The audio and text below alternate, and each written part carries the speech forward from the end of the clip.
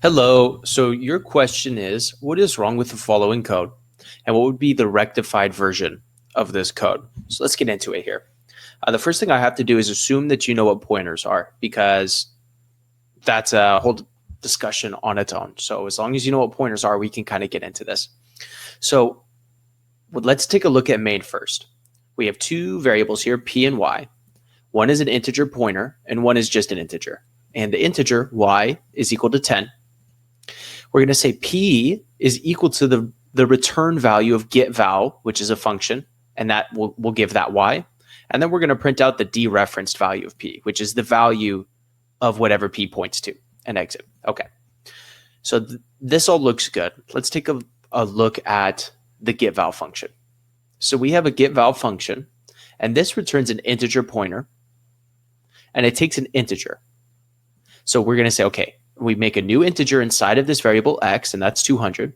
We say x is plus equal to y, so this all works, right? Y is 10, 200 plus 10 is 210, and then, and this is where the error is, we return a reference to x. So this works in the sense that, you know, you're giving the address back, right? Because we have an integer.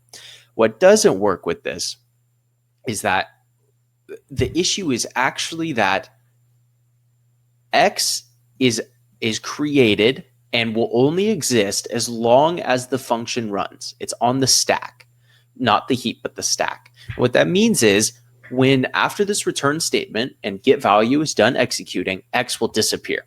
So p, right, because p is equal to the return value of get value, will now be pointing to something that doesn't exist. So and I switched screens there, hopefully you can see this.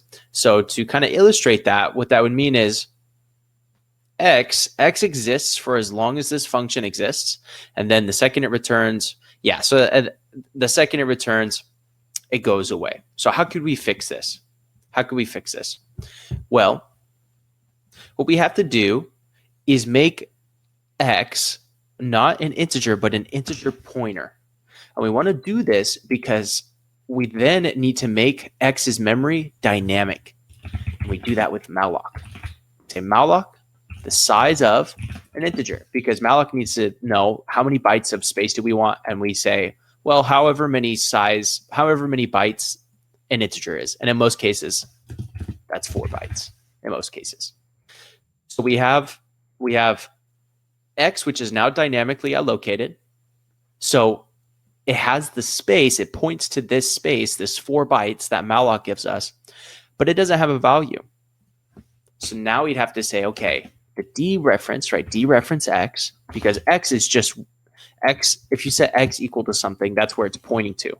So we want to say, okay, in this spot, we're going to store 200.